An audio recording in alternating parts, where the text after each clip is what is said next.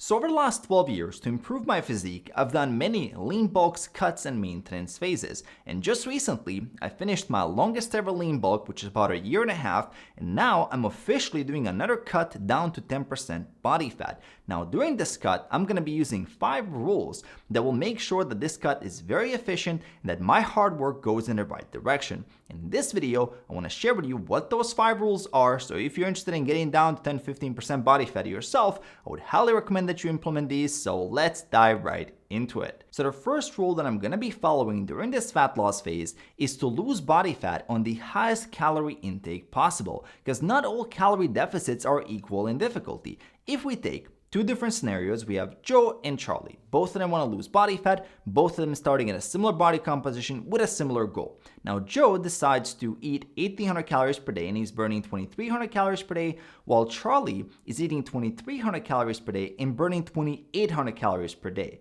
Now if you look at these scenarios, on paper, both of them have a 500 calorie deficit per day, 3500 per week, which is going to lead to about a pound or half a kilo weight loss per week. But there's one really big difference between these two cases, and that difference is in the daily calorie turnover. For Joe, that turnover is 1800 plus 2300, which is 4100 calories, and for Charlie, it's 2300 plus 2800, which is 5100 calories. So it's 1000 calories more. And based on all my years of experience, having been down to 10% body fat and below, having coached hundreds of clients to get there, having spoken to thousands of people who've gotten lean, this scenario with the higher calorie turnover leads to far better results for most people. And this idea of a daily calorie turnover is something most people never even heard of. And it's also why I personally insist on having more than 10,000 steps per day on average whenever I'm doing a fat loss phase. I've noticed if I can eat more and move more while still maintaining my calorie deficit, that the whole process is a lot easier.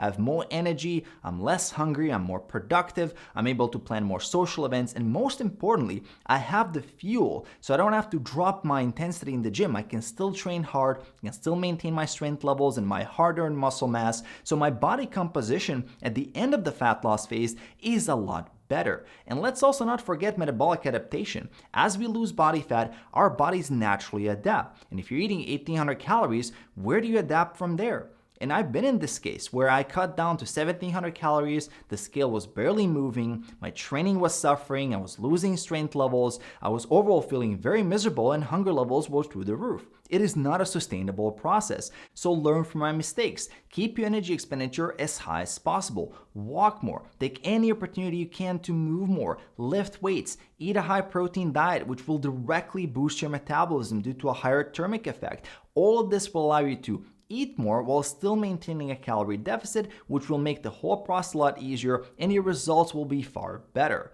Now, the second rule that I'm following during this fat loss phase is boring equals good. One of the things that I learned about myself very early on in the fitness journey is that I have a very strong drive for hedonic eating. I'm gonna eat a lot of food just for pleasure, even if I'm not hungry. And I have a really big appetite, and I'm sure I'm not the only one. And in practice, this means that if my diet is very interesting, I have all these delicious meals, it's gonna be very difficult for me to control my calorie intake and stay in a calorie deficit. And that's just my experience. I know a lot of people that swear by anabolic recipes, artificial sweeteners, and creating these delicious macro-friendly meals, but every single time I've tried to incorporate more of these meals into a diet when I'm losing body fat, it ends up backfiring. Even though the meals are lower in calories and higher in protein, theoretically, easier to incorporate, they're still very tempting, they're delicious, and they make calorie control much harder. So I'm going against the trends and I'm doing what works for me. So these meals still go into that bucket of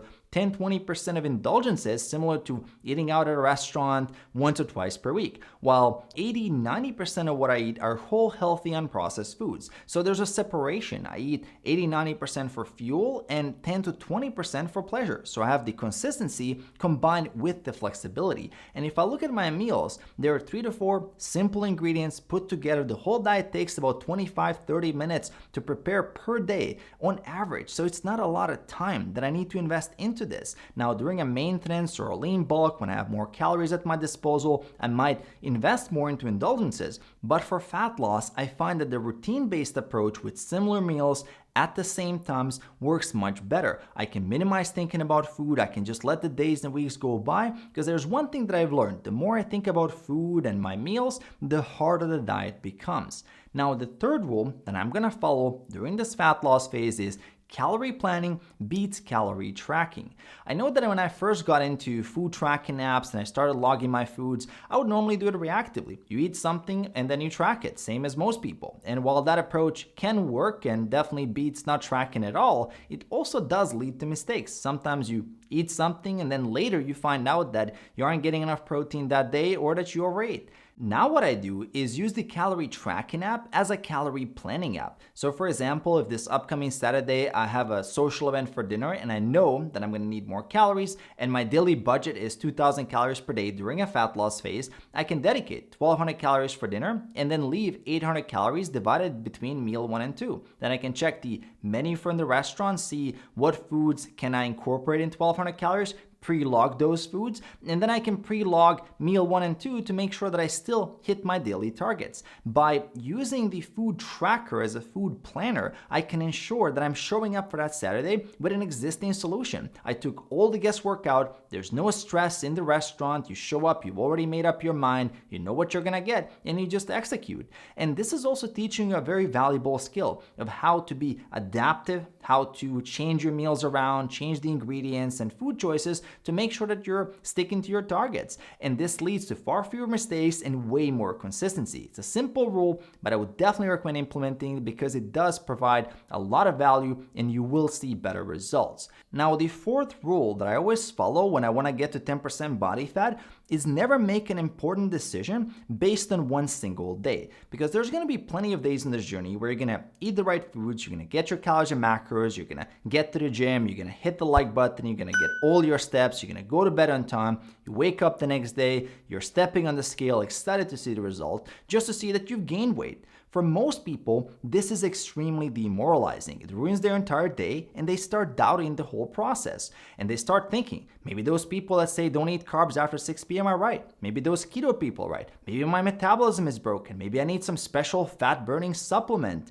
to speed things up. And this is where all those doubts and insecurities start coming out. The reality of getting lean is that the weight scale is not always going to move in the direction that you want. You can have a perfect day or a perfect week and will still fail you. It is not a reliable source of motivation, and you shouldn't be linking your motivation to anything that's happening on one single day, especially not the scale, because it's affected by a lot of different things. Eating different amounts of salt, eating different amounts of carbs, eating different types of foods, going to the gym or not, how many steps did you take, when did you go to bed, how long did you sleep, how much water did you have, did you accidentally move the scale, did you go to the toilet or not, which will change when you're dieting. So all those things and many more, including stress, can affect what you see on that single weighing. And that's not really actionable data. In order for you to get actionable data, you would take 2 to 3 weeks of daily weigh-ins, average them out, and then create a trend line. And that trend will tell you what's really going on. If you notice that you haven't lost any weight across the last 3 to 4 weekly averages,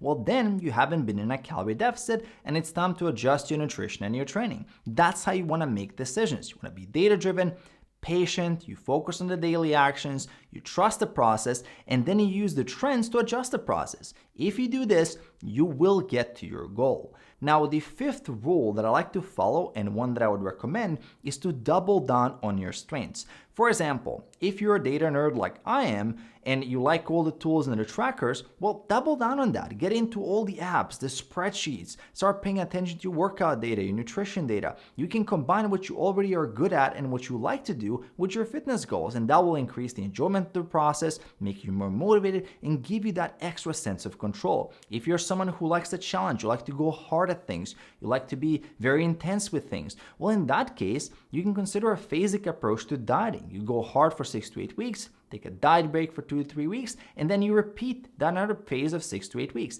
If you're someone who's naturally hard on yourself, maybe you failed a lot in the past, maybe this is overwhelming, well then take it one habit at a time. There is no reason to rush things. Focus on the daily process and allow that process to improve over time. There is no one universal best way to get lean. And a lot of this is a mental game, especially if you want to get as low as 10% body fat. I can tell you, as someone who's been between 10 and 15% body fat for over a decade now, that you will have to find an approach that works best for you, one that feels easier to you. Not try to copy other people, not try to replicate everybody else's habits and meal plans and training programs. Instead, you're carving your own unique path to that level, one that feels easier, one that matches your psychology, your genetics, what your body responds to, and that's really where you're gonna start seeing your best results. Now, the other thing that's gonna help you with the results is making sure hit that subscribe button below. Details for coaching, if you wanna work with me on your fitness journey, are in the description below. So check those out, and I'm gonna see you in my next video.